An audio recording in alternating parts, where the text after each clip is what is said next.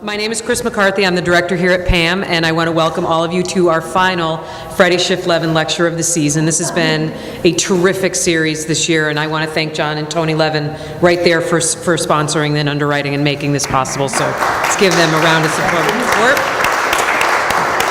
Tonight's talk is with the artist and curator Midge Battelle and the artist Hilda Neily in conjunction with this beautiful exhibition, which is in the Hawthorne Gallery, not by chance, through November 8th, so there's still plenty of time to see this. And I was talking to Hilda earlier, if you come to see the show at different times of the day, it's completely different. The light changes these pieces, they glow, they change, they're different, so I would tell you to come back multiple times if you haven't.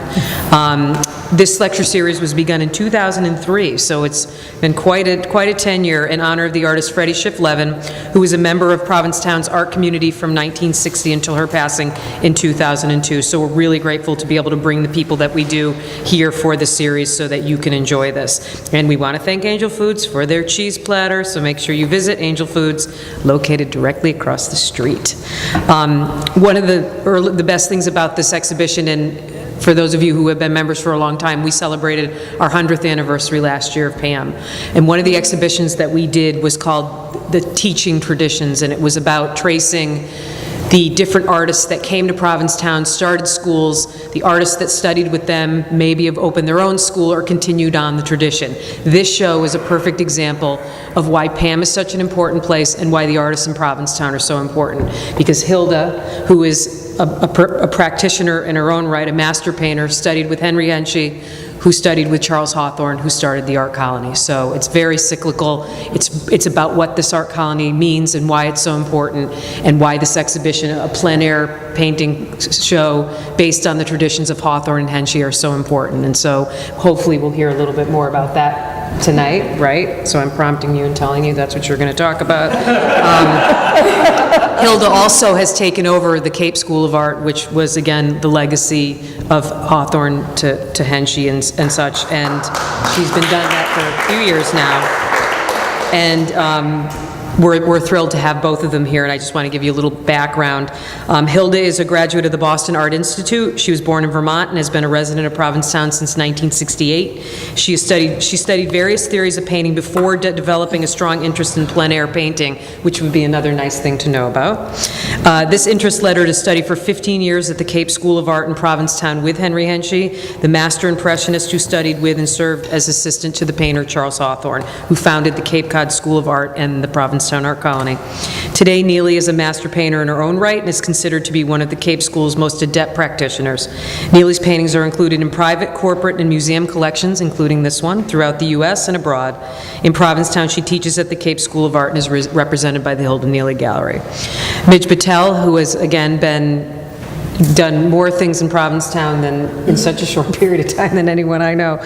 Received a Bachelor of Fine Arts from Mass College of Art in Boston. She's been a member of Provincetown Arts Community since when? About 92. As an artist, teacher, curator, and a gallery manager. She's a painter, a photographer, a mixed media artist, and her work has been exhibited widely in numerous public and private collections, and she sits on PAAM's exhibition committee and brought this project forward. So please help me welcome Midge and Hilda, and feel free to ask them lots of questions so you can learn as much as you can about them, okay? Thank you.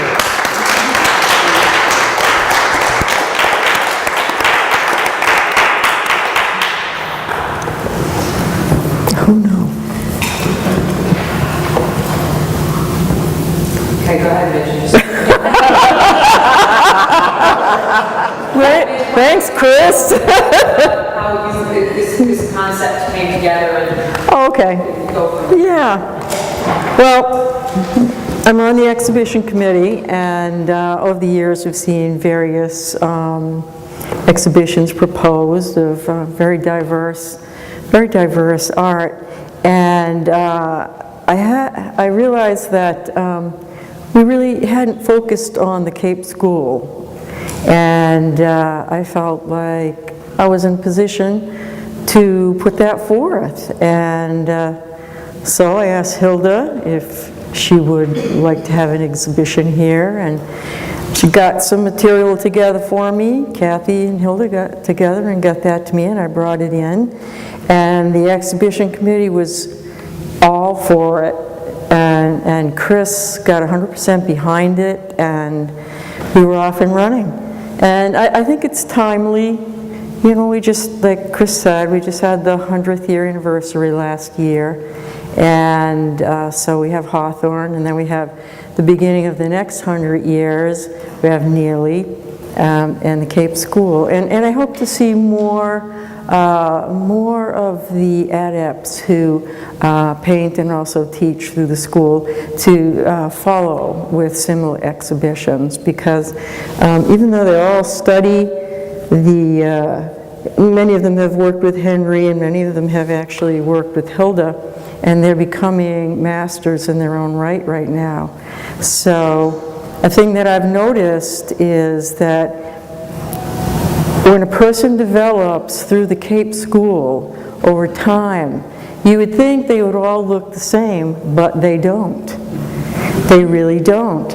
And I think there's a misconception out there among, you know, many practitioners of the arts here that just assume that that's true, and it's not. And I wanted this exhibition I really wanted Hilda to have the first exhibition out of the Cape School. It was very important to me. She's one of my oldest and best friends, and it just seemed timely. So I was very proud to do it and very happy to do it. And a few people were involved to help it happen, and it does take a village. And so there's this beautiful exhibition. So I hope that's helpful. Does anybody have any question regarding that? Susan? Just because of the way you're both situated, I'm realizing, of course, looking at the labels, this is not a retrospective. No, this is a mid-career, I think, survey, as they say. It's not like a retrospective. No. But I'm particularly interested in the painting that's right before us, that beautiful large canvas, because it does look somehow a little different, doesn't it? It just, they all sparkle, and this one sparkles in a very unique way as far as my little visual survey is going. Could you talk about that one in particular, and the way this kind of fits into the oeuvre? Sure. Well, I usually paint with a palette knife. When Hawthorne started the school, he had a lot of people coming to the school from New York. A lot of people were illustrators. I mean, they came from all over the country, but a lot of people at that time were illustrators. You know, we didn't have photography for the magazines and things like that, so everything was drawn in it. People were used to drawing, and they were used to details, and he wanted people to get away from that and focus on color. And that's what his school was about. It was about color, just as our school is today. And he decided to get them away from detail, that he would have them paint with a putty knife. So he had a child sit on a barrel in front of the water, and the light would come over his shoulders and over his head, and they would paint not the features, of course, because they couldn't, because they had this putty knife. And he knew they would tend to paint the features otherwise and do portraits and stuff like that, depend on drawing, you know, to make a nice painting. And he wanted them to learn to depend on color to make a nice painting. And so that's how the palette knife painting began. And we use the palette knife still today because it keeps the color clean. You don't have to really use a medium or anything. If you don't want, you just wipe the knife off. And it's very portable too when you're going out in the field painting. You know, you just stick it in your pocket. You don't have to bring a bunch of brushes or, you know, turpentine, anything like that. You know, you just bring your knife. And some people, after a while, will start painting more with brushes, but I like the knife. I like tools, and I like the knife. So this is, of course, leading up to my explanation about this painting. When you're painting with a knife, it's nice to paint on a smooth surface because you can cover it more easily than you can if you're, say, painting on canvas, which is rougher. Or also, if you're painting a very large surface, it's difficult to paint with a knife this size, you know, because you'd be there for a really long time just doing this. So when I'm painting a large format like this, I'll tend to take a brush and, go at it. And I usually paint fast. I'm a fast painter. I don't really know why that is. It's just I paint really fast. So when I take a brush to something like this, I mean, the energy and intensity in it is obvious.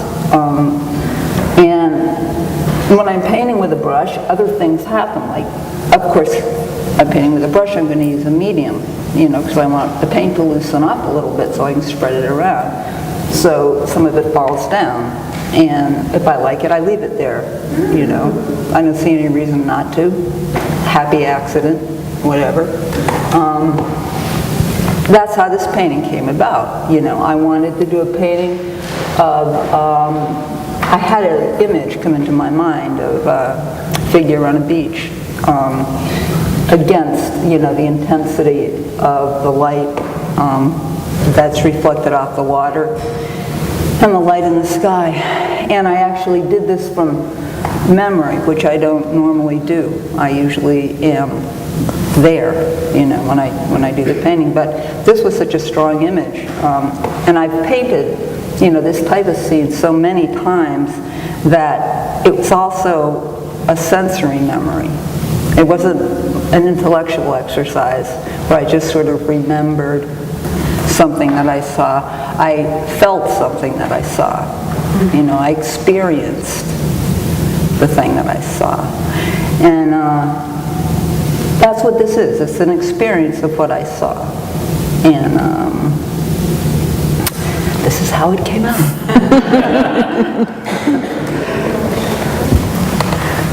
So Hilda, would you say that this is an experience, it's an emotional surface?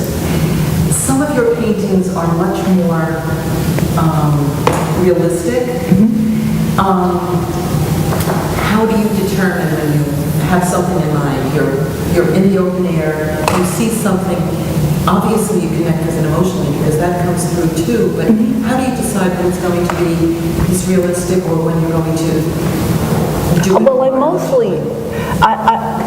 mostly drawn to the light. I mean, when I'm out looking for a painting, outside, I'm walking around, I'm just walking around. I'm walking around, I usually have my knife in my hand, and I look like, if you don't know me or know what I'm doing, I'm just sort of the idiot of the neighborhood, just kind of, doesn't know where they are, whatever, they'll get run over. And finally, my eye will light on something like that or that or that, and I'll go, wow, that looks really nice in this light. And, I'll go get my stuff and set up and paint it, It strikes me. It just strikes me as being beautiful in that light. I might even do the same scene again in the afternoon.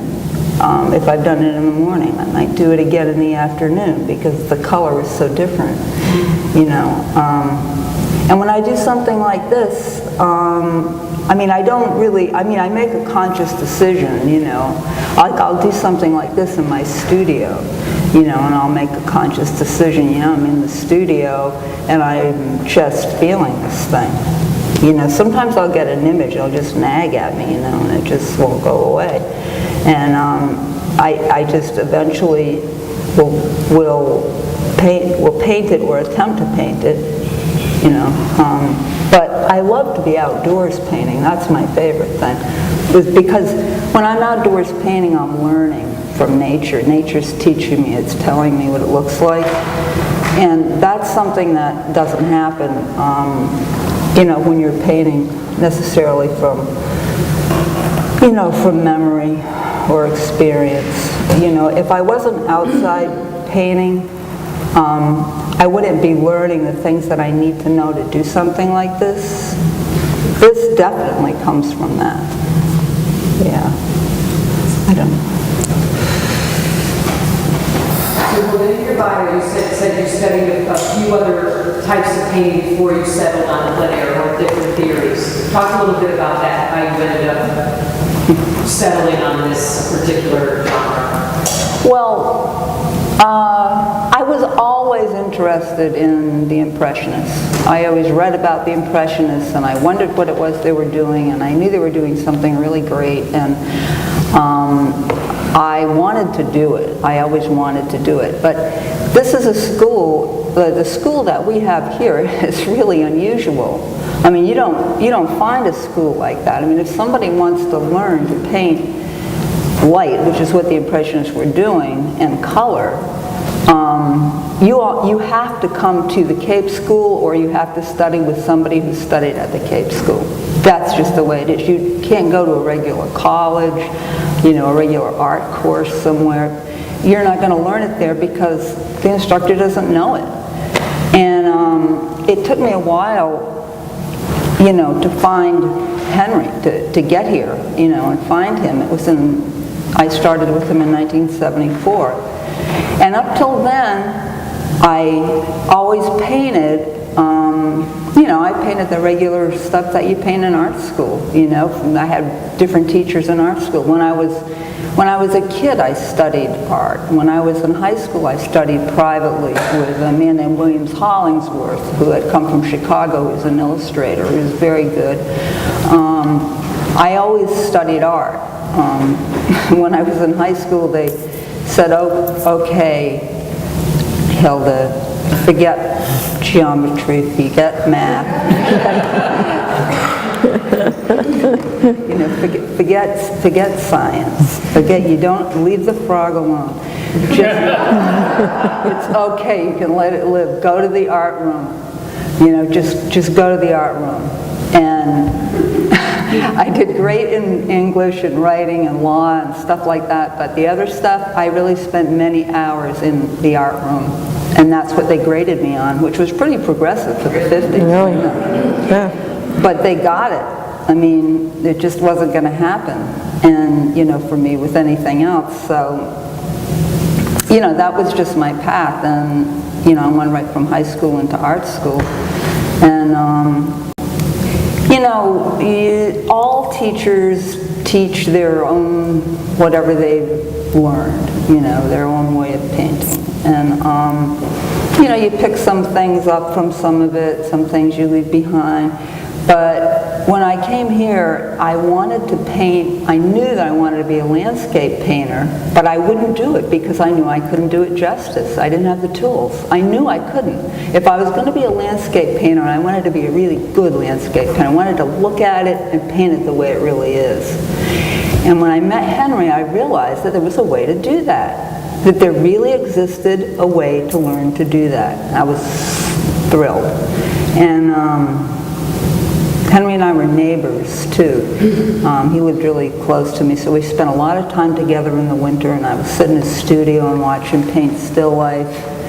And I spent a lot of hours with him looking at books, art books, looking at, talking about composition, just, he knew so much. And I realized that in order to paint landscape and do it justice, that I was going to have to study with him for as long as I could and get as much as I could out of it while he was alive. And that's what I did. I hope that answers. Did someone recommend Provincetown to you? How did you get from? Actually, yeah. It was the 60s.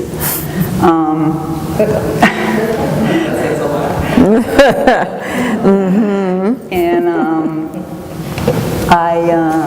it was just coming out of a fog, and I was living on Beacon Hill in Boston. Somebody mentioned to me, a friend, that Provincetown was a place where artists could actually sell paintings and make a living. And I thought, wow, that's, I'd like to do that. So, I got on. I was working for Western Union as a telegraph messenger, all day long, from 7 in the morning till 3 in the afternoon. I was on my bike delivering telegrams, and people didn't want to open the door. It was the 60s, my hair was like this. I had this big Western Union raincoat, and they would open the curtains.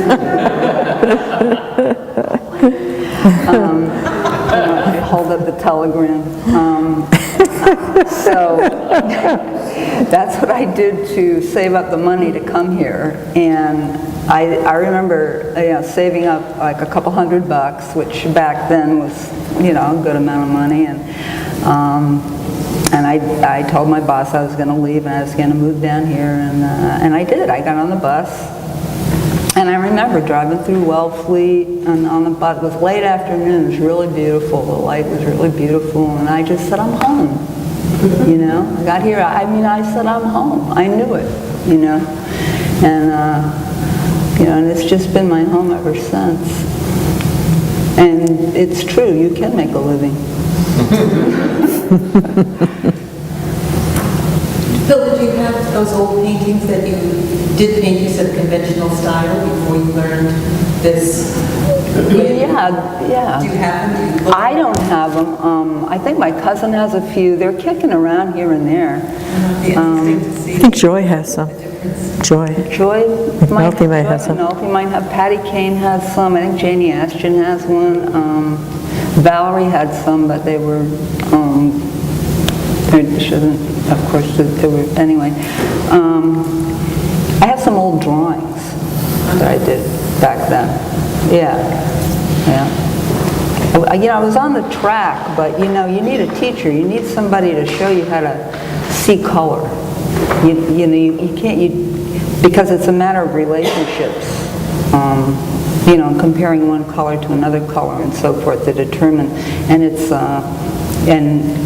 every note in the painting needs to be in harmony in that particular light, in that particular light, and that particular time of day.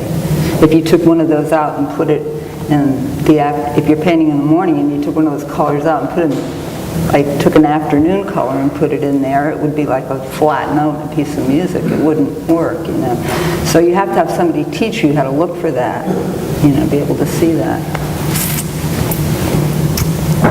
I have no idea if that answers your question.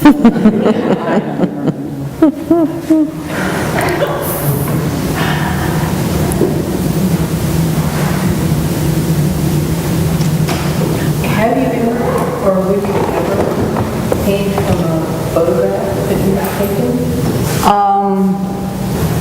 Well, if you paint a photograph, what you have is a painting of a photograph. It's pretty flat. It's pretty non-dimensional.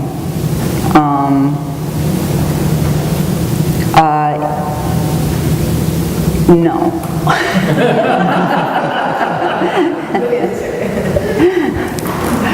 I like to paint things I can learn something from. To me, every painting is a study. Every painting I do is a study. I'm studying the light and the color every time, all the time. I'm studying it. It's a process. I'm not like there, I don't look at something and go, oh, well, I know exactly. You mix this and this and this. It's not a formula. It's always changing. It's always different. So it's a matter of developing your eye and making those relationships I was talking about, and you learn constantly. And from a photograph, you don't learn because the camera, can't record all the many light changes and variations that the human eye can see. So you're actually going backwards. Follow-up question. So each of these paintings, you were attracted by the light at a very given point in time. But the light, as you just said, just keeps changing. So how are you adapting as you're painting? Good question. What you do is, it's very simple. What you do is, you go out there. I think I started that painting early, like 8 in the morning. So after about an hour, all the colors changed. So what am I going to do? I'm going to go back the next morning at 8 o'clock. And I'm going to work for another hour. If the light's exactly the same. If it's not, I'm going to work on a gray day painting or a hazy day painting or cloudy day painting. So, this way you can work on 4 or 5 paintings a day in different time periods. And then the next day, hopefully, you can go back and work again and so on. And, Sometimes it rains in between, ruins whatever you're working on, whatever, but usually it usually works out one way or another. Yeah, you might have to wait a couple of days, but you can go back to it. Thank you. And Hilda spends part of the winters in Florida. Talk about the light in Florida. How is it harder to paint there? Like, how do you handle that? Well, in Provincetown, what we have is, it's like we're sitting on a mirror. We're this little spit of land that sticks out into the ocean. So we're surrounded by water, and it's like we're sitting on this very reflective surface. It's like we live on a mirror, and the light hits it and it bounces back up, so you have two sources of illumination. In other words, you have more light. So where we live, we have more light than people in a city, say, or in inland or something. But it's funny, even when you're driving, like if say you're driving to the lake, you live in the country in the woods or something, you're driving to the lake. As you go down the road to the lake, you see the light in the sky. It gets brighter and brighter, you're getting closer to the lake. So in Florida, where I live, I also live on the water. And we're not surrounded by water, but I live very close to the beach, so, just like a block from the beach. So, again, the whole city of St. Pete is pretty much, the beach is over here and the bay is over here. It's just a broader landmass than what we have here, but the light there is very good, especially in the winter when it's dry. The drier the air is, the less little moisture, reflective moisture particles there are. The light is very diffused when the air is wet, like when people call it humid, or damp. That means that there's a lot of water in the air, and all those little particles reflect light, and it sort of dissolves the edges of things almost. In the fall, it's very crisp. Like the last couple of days have begun to be like that, where there's less moisture in the air, and the water is a deeper blue, and the shadows are a deeper color, because the air is clearer and you can see it. And it's like that in Florida in the winter.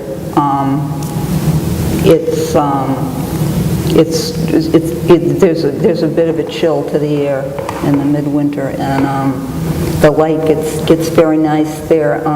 There's a lot of blues and pinks and the sunsets and all those Florida colors that you see. There's sort of aqua colors, and it can be really beautiful.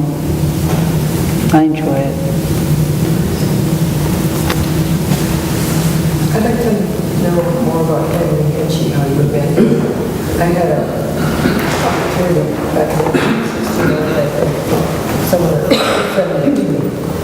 He in his backyard, his garden, was having teaching a class, and I'm not a painter, but I've never forgotten that afternoon. And so, is that how you learned with him? Did you go outside and paint in his backyard? We painted at the top of Pearl Street, where Pearl Street and Brewster meet. No, not any longer. That was cool. Unfortunately. I know it used to be. Oh yeah. I remember that. Yeah, we mourn the loss of that home, I'll tell you, as we do the barn. But we have a studio in the Patrick Studios out off of Route 6. We have one. It's I'll tell you though, when it rains, we're crammed in there. It would be nice if we had a larger space for the Cape School. I mean, it's such a marvelous school, and it means so much, and it is of such value. but we're a nonprofit school and we don't have a lot of money and we don't have access to the barn, and the school, our original home, was sold for condos, and we actually we're fortunate to have the studio that we have. I mean, I'm not saying I'm not glad that we have a place, you know. But the Patricks have been very good to us, and they gave us a big yard out there that we can paint in. So we paint outside in the yard, and we used to paint in the yard up at the end of Pearl Street, too. Dermot, did you have a question? I remember one year you rented the office in Park Square. Oh, yeah. And actually, I bought a painting for you in the public garden. Yeah. Did you do a lot of work then? That's right. I did. I had this is a great experience. I was in Boston for a lot of the winter, and I was looking around for what I wanted to paint, you know, and I really wanted to paint the public gardens, and it was just so beautiful around there, you know, and so I looked around to see what buildings were around there, you know, and I saw the perfect building, I thought, and they had big windows, and I thought, oh, that would be great. So I marched right in, and the guy who was the manager of the building said to me, well, every room is empty because they've sold the building and the new people haven't come yet, and if you'd like that room, you can have it.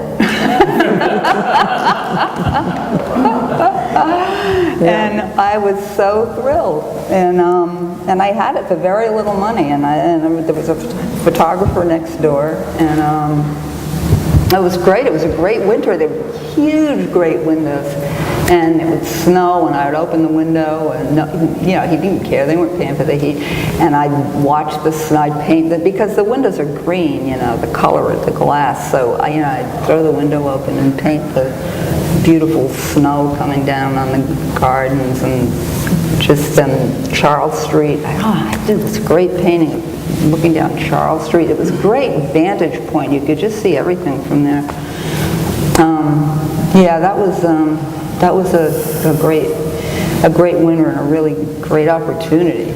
I don't know where those paintings are. People own them. They're somewhere. I think I have slides of them. I actually think I have slides of those. Yeah. Well, I'm happy to do that. Oh. Great. I'm glad you have one.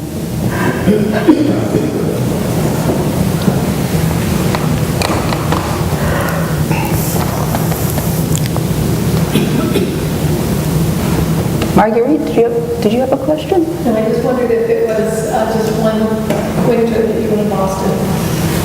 What winter was it? Was it, no, just one winter or more? Yeah, it was one winter. Yeah. You make me wonder why I haven't spent more time painting. Yeah. I've lived there for, 20-some years. Well, you'll get to it.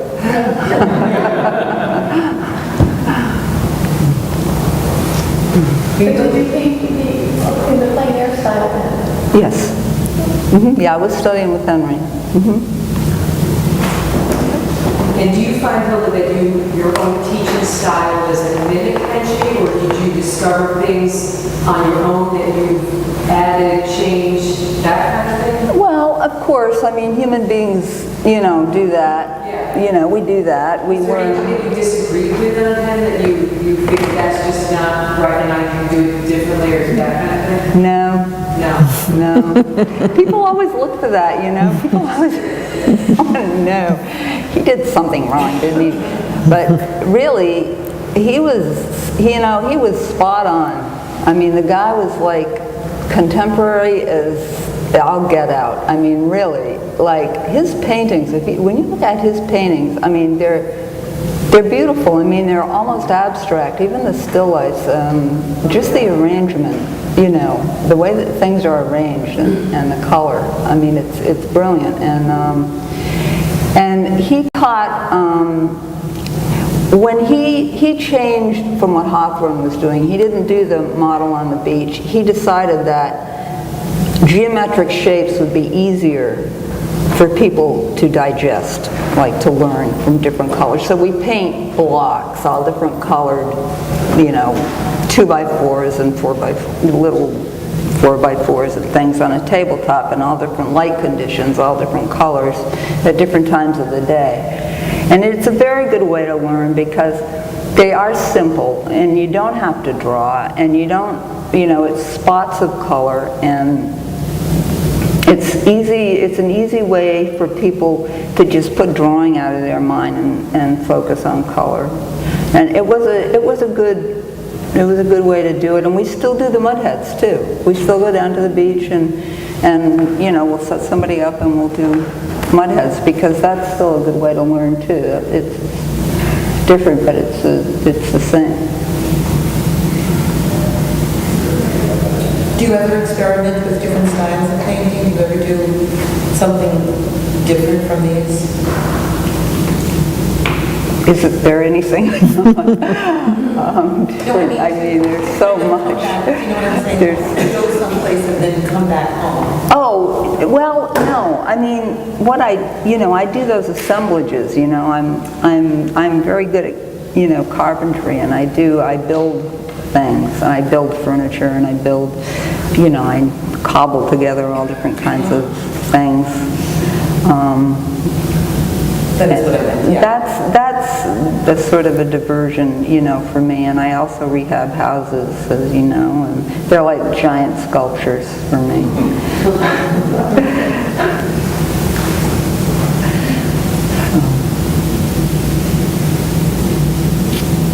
Of the time that you've been here, there have been loads of other artists here. Are there any other styles that really speak to you, or other artists whose work really speaks to you? And that Sure. hence influenced you somewhat? Well, there are artists through history that I love. Like, I love Morandi. Morandi's one of my favorite painters ever. I never get tired of looking at his paintings. I see so much in his paintings.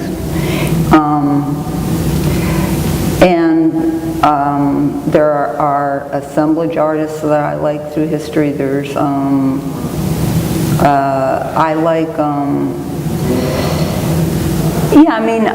I love Mary Jo Marino's work. I like Midge's work. I like John Clayton's work. I like Rob's work. There's lots of, I love Pasquale's work.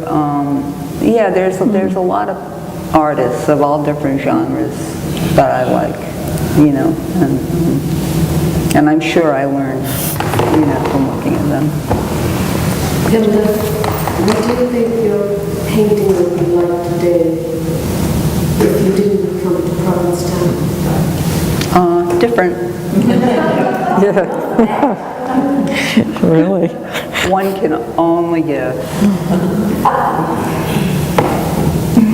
It would be something. You probably would have figured out a fair amount on your own, just by looking at the other Impressionist paintings. Yeah, I'd be doing something. You would have figured it out. I'd be doing something. It probably wouldn't be bad, It but wouldn't be exactly this, but I wonder, do you teach at the Cape School? Mm-hmm. So you teach classes, or do you teach private students? If so, what is it you look for in a student?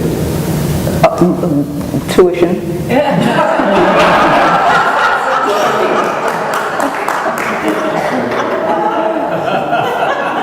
no. So you're not picking and choosing? What? You're not picking and choosing? No. No, anybody can learn to see color. I mean, even if you're not going to go on and become, a painter, you can still, just sort of broaden, your visual experience by being able to see color, and which adds a whole other dimension to your world. Yeah, that's true. I always, when I speak with other artists who paint, their own different voices, I always say you should take a class at the Cape School. It will really you'll really begin to see color, you'll begin to see nature in a particular way. I took a class at the Cape School before I decided to begin painting, and it's the first time I had a knife in my hand, and oil paint, and being outside, and just really learning how to see how color relationships work, and so on and so forth. And I have to say, that's what got me to decide, well, I'm going to allow myself to paint now because I waited all my years to do this. And so I relate that to a lot of other painters, friends of mine. I just say, take a class. You won't regret it. And if you've never painted before, or you do a different kind of art altogether, go take a class at this school. It'll teach you something you would never really learn anywhere else. And so I'm just throwing that out there. You don't have to even say I'm a painter or I'm anything. You can go and you can learn something that you don't know, and you can relate it to your creativity. I really think it's a great thing to do. It's an easygoing, relaxed atmosphere. People are outside, and there's a good camaraderie there. Most people that go there have to forget everything they knew if they're coming for the first time. You could be a terrific painter in East Cupcake somewhere, and you come here and you're really starting from a square one if you've never done this way of painting before, and it can only make things better. That's what I think. Anyways, yeah. So many people in Provincetown went to Henry Henshaw and Mark. Hilda and I arrived at the same time, together here in town. And so if you check the population, you would be surprised at the amount of people who have gleaned so much from the Cape School and from the Art Association, the temple. And the mind seeks information. It makes your life better. It makes your mind better. Your eyes better. All of it. There's nothing bad. That's the mystery. How is there no bad? Sometimes there isn't. True. Yes. I was really struck by your sort of almost side comment about losing the school building to condos. And of course, it made me think a lot about, I'm only here a couple weeks a year, so I'm, not an insider at all. But it made me think a lot about your coming here in, you said, 60-something. 68. And certainly the change that you've seen in Provincetown over that time has been immense. And yet you have, in an amazing way, it seems to me, not only established and maintained an amazing career that's pretty varied, both teaching and showing and having your own gallery and having an exhibition like this.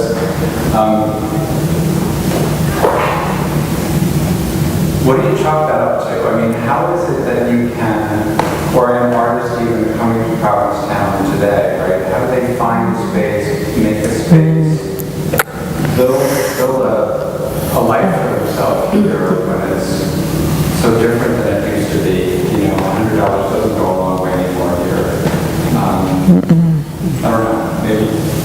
Pray. Luck.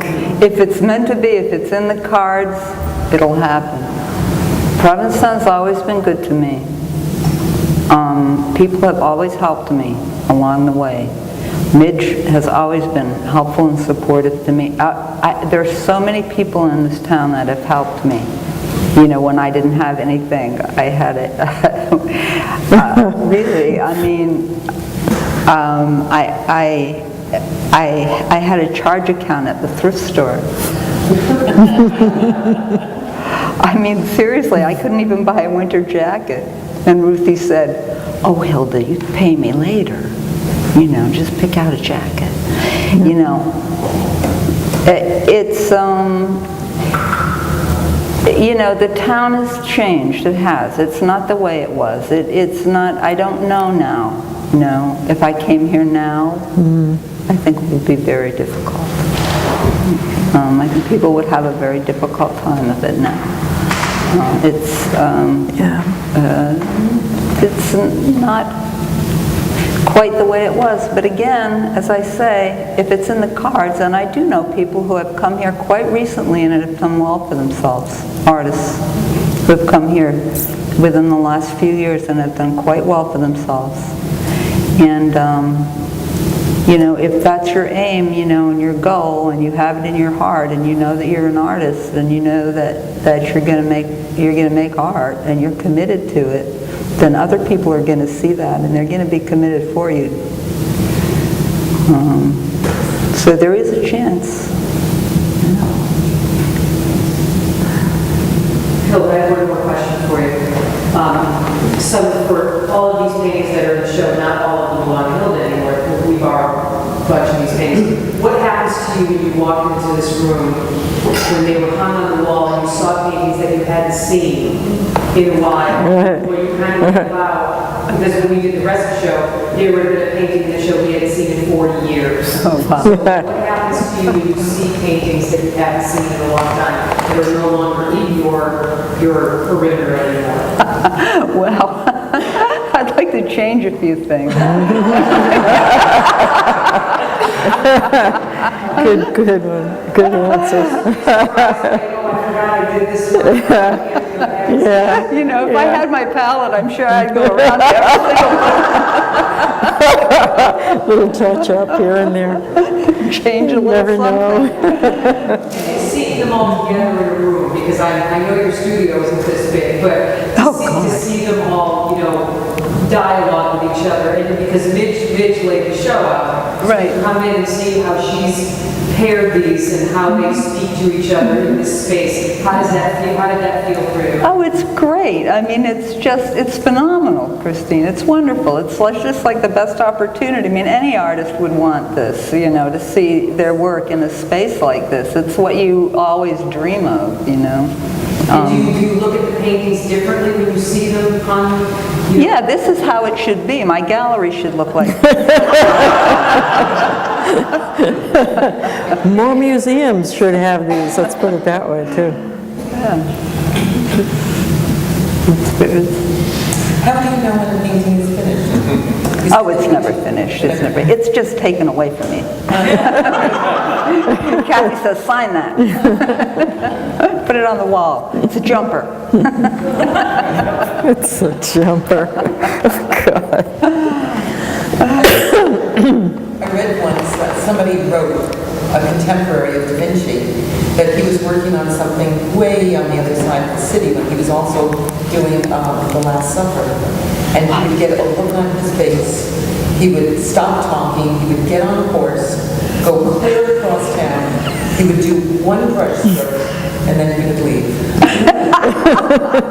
I guess he thought they weren't finished. Yeah. Yeah, it's always Sure. more. Yeah, he got it. I mean, all of a sudden he just thought, that's what I have to do. That's it. Yeah.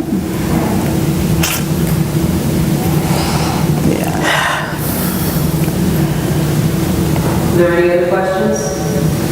Mitch, you want to add anything else, or? No, Hilda's been very, very good and with the questions, and very, very expressive. And I mean, I would just, add one little story. I remember when she first started studying with Henry, I happened to be her housemate that summer. And all I remember is little block studies all over the house, along all the baseboards, everywhere you walked with these little block studies.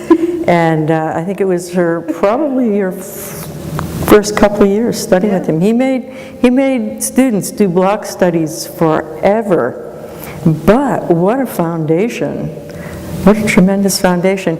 And then I look around and I see, this is what came out of it.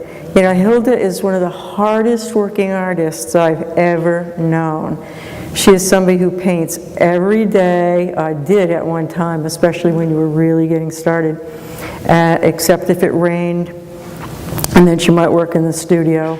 I'm always amazed, you know, and I'm not surprised she's been as successful as she is and become such a master, because she really worked, she put in the time, and there's no magic bullet. You just do it.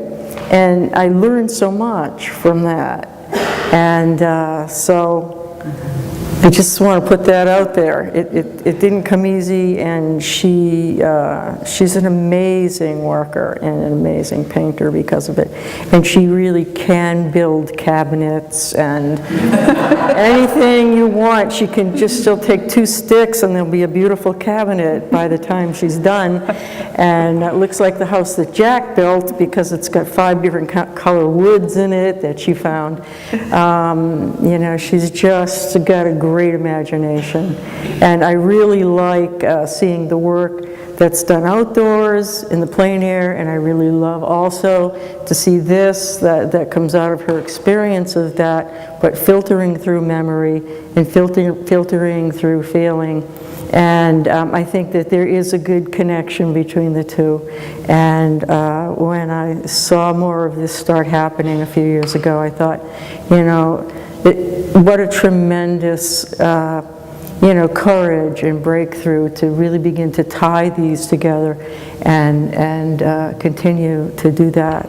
Because I know it's a challenge when you're known for doing a particular kind of beauty to just sort of shift a little to the left and do a little bit of a different kind of beauty, and yet they connect. So I also want to say, you know, that as an artist, you know, you have to just keep growing, and yet the foundation is always there. And she's a terrific teacher. People come from all over the country to study with her, and they find a way to get here, they find a way to do it, and it's not easy, but they do. And you know, so I'd just like to close with that. You know, I think that Provincetown has a real living master painter in its midst. And I feel so proud and happy that I got to do this exhibition with and for Hilda. Thank you, Midge.